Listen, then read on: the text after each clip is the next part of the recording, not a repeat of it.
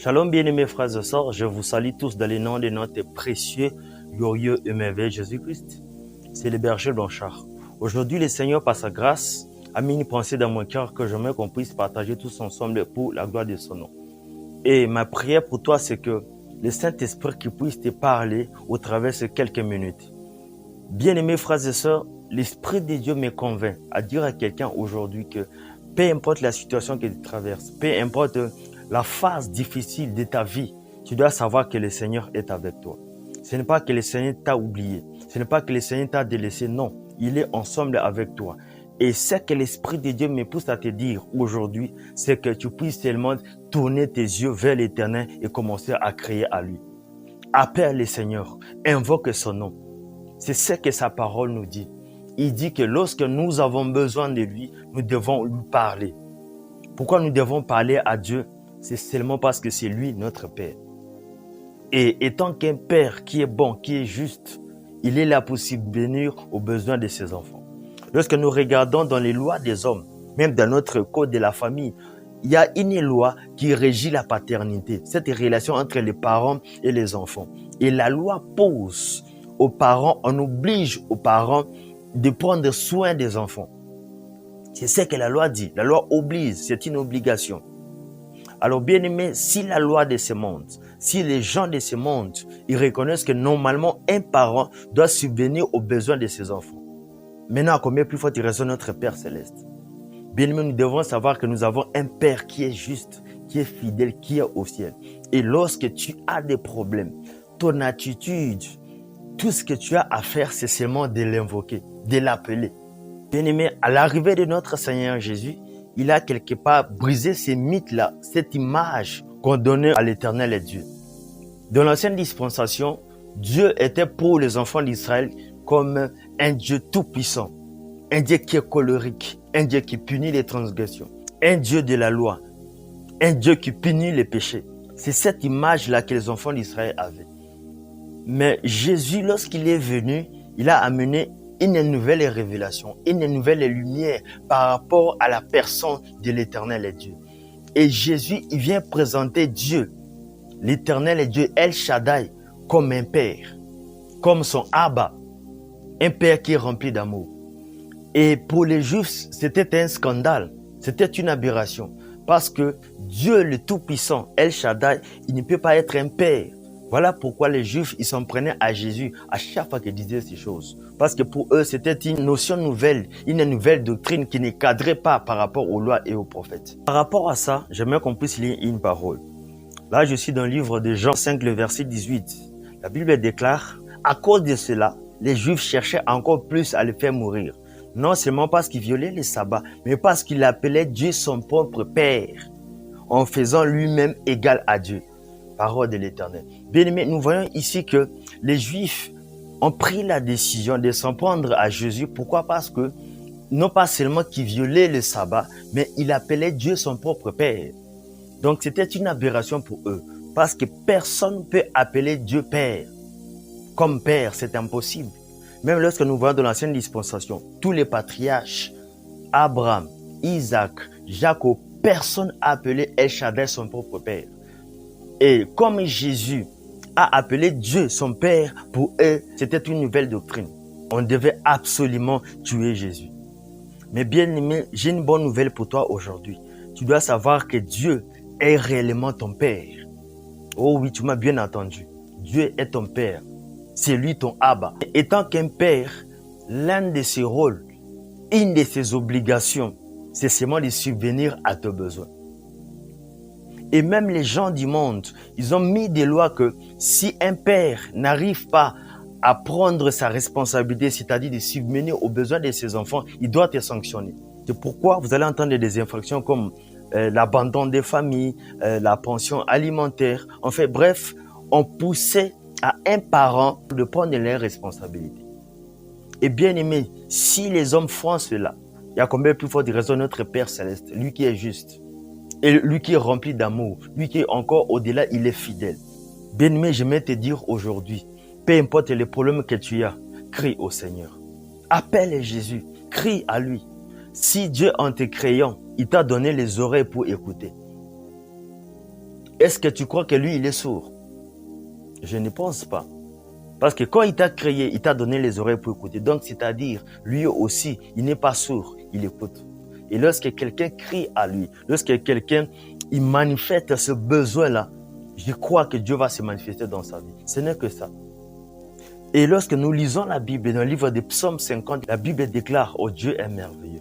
Dieu lui-même, il dit que invoque-moi les jours de la détresse. Il dit invoque-moi les jours de la détresse. J'aimerais dire à quelqu'un aujourd'hui, toi qui te retrouves dans des situations compliquées, toi qui te retrouves dans des embarras, toi qui te retrouves comme si tu étais au bout du tunnel, laisse-moi te rappeler que Dieu a dit que tu dois appeler son nom. Dans les moments de complications, dans les moments de détresse, appelle le Seigneur. Il est prêt à t'aider. Il a dit dans sa parole lui-même que lorsque tu vas l'appeler, il va se manifester. J'aimerais que quelqu'un puisse rappeler à Dieu sa propre parole. Bien-aimé, ne pleure pas. Ton attitude, tout ce que tu as à faire, c'est de t'élever et commencer à crier à son nom. La Bible déclare qu'il écoute la prière des justes. Lorsqu'un juste s'élève et écrit, Dieu attend ses prières. Dieu écoute ses paroles. Notre Père est un Père qui est responsable. Il sait prendre ses responsabilités. Je me souviens encore de cette nuit que le Seigneur m'avait parlé. Oh, Dieu est merveilleux, bien-aimé. Dieu est tellement magnifique. Un jour, ça remonte peut-être à quelques années en arrière, 2 ou 3 ans passés. Et j'avais quelques soucis, j'avais quelques problèmes personnels et j'avais besoin que Dieu puisse se manifester. J'ai prié, j'ai pleuré, j'avais besoin de la main de Dieu. Mais bien-aimé, je vais toujours me souvenir de cette nuit-là. Le Seigneur m'a dit clairement, audiblement, il m'a dit ceci. Un père n'abandonne pas ses enfants. Alléluia, Jésus est merveilleux. Il a dit, un père n'abandonne pas ses enfants. Bien-aimé, peu importe ce que tu as comme problème, j'aimerais te dire aujourd'hui que prends tes problèmes et présente-les à ton Dieu. Présente-les à ton Père. C'est lui ton Père. Et étant que Père, il va subvenir par rapport à tes besoins. Et la différence entre le Père biologique que nous avons ici et notre Père céleste, c'est que nos parents biologiques, ils sont limités. Ils peuvent avoir de l'amour pour nous. Ils peuvent avoir cette bonne volonté de faire certaines choses pour nous. Mais ils peuvent arriver qu'involontairement, ils se retrouvent qu'ils sont limités. Mais notre Père céleste, ce n'est pas le cas. Lui, il vit dans l'éternité. Il n'est pas limité parce que c'est le temps qui crée les circonstances. Ce sont les circonstances qui créent des blocages. Avec lui, ce n'est pas le cas. Voilà pourquoi tu dois l'appeler. Maintenant, le problème avec nous les hommes, c'est que lorsque nous nous retrouvons coincés, lorsque nous retrouvons que nous sommes butés avec des problèmes, nous cherchons nous-mêmes à prendre notre propre initiative, à trouver des solutions, à faire recours à des gens, à faire recours à nos connaissances, à faire recours à s'appuyer à certaines personnes. Voilà pourquoi on ne trouve pas la solution par rapport à nos problèmes. Bien aimé, lorsque nous lisons la Bible, dans le livre de Jérémie 17, le verset 5, la Bible déclare ceci, que maudit soit celui qui se confie à l'homme et qui prend la chair comme appui. J'ai une parole pour toi aujourd'hui. Toi qui prends des hommes comme ton appui, toi qui s'appuie sur ton intelligence, toi qui s'appuie sur ta sagesse, la Bible dit que maudit soit celui qui se confie à l'homme. Bien-aimé, la solution à tes problèmes ne trouve pas entre les mains des hommes, mais ça trouve entre les mains de Dieu. C'est ce que les hommes, nous ne comprenons pas. Il dit que invoque-moi au moment de détresse. Lui-même, il prend la résolution. Il te rappelle de l'invoquer pendant des moments compliqués, pendant des moments difficiles. Tu dois invoquer le nom du Seigneur. Mais quand il prend la peine de te dire que tu dois l'invoquer, c'est parce qu'il a la solution par rapport à tes problèmes. Tout ce que tu cherches, Jésus a la solution. Par rapport à tes besoins, par rapport à tout ce que tu veux, Jésus est là en fait de t'apporter la solution. Arrête de pleurer, arrête de te lamenter. Le Seigneur Jésus dit, tout ce que tu as à faire, c'est entrer dans ta chambre, de fléchir tes genoux et de lui présenter les problèmes que tu as. Dieu aime qu'on puisse crier à lui. Et vous savez pourquoi Dieu nous recommande qu'on puisse l'appeler dans les moments de détresse? C'est parce que Dieu aime qu'on puisse s'attendre à lui. C'est parce que Dieu aime que ses enfants puissent dépendre totalement de lui. Voilà pourquoi il nous demande qu'on puisse l'invoquer. Et lorsque quelqu'un se retrouve dans des difficultés, lorsqu'il crie à Dieu, Dieu aime ça. Parce qu'il sait que cette personne, il s'attend quelque chose de moi. Cette personne, il s'appuie sur moi. Voilà pourquoi je dois me manifester dans sa vie. C'est ça avec notre Seigneur. Ton problème, c'est que lorsque tu te retrouves coincé, tu fais toujours recours à d'autres personnes. Et bien aimé, laisse-moi te dire, comme c'est ça ta stratégie, d'aller toujours vers les hommes, tu dois savoir qu'un jour, tu seras déçu. Un jour, tu pourras appeler au téléphone, ça sera éteint. Arrête d'aller vers les hommes afin qu'on puisse te donner la solution de tes problèmes. Notre Père Céleste, Dieu, il veut que les hommes puissent dépendre de lui. C'est comme ça qu'il est. On ne peut rien. Il veut que les hommes puissent s'attendre qu'à lui, que les hommes puissent s'appuyer seulement à lui. Dans le livre de Psaume 46, le verset 2, la Bible dit que Dieu est pour nous un refuge, un appui, un secours qui ne manque jamais dans les moments de détresse. Je n'ai pas dit que faire recours aux hommes, c'est mauvais. Non. Ce que je suis en train de dire ici, c'est d'ordre prioritaire.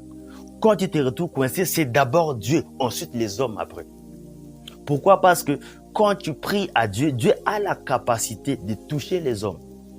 Lorsque tu es buté à un problème, tu appelles ton oncle, tu appelles ta tante, tu prends ton téléphone, tu fais passer les répertoires, tu appelles telle personne. Cette personne, ils peuvent se retrouver coincés.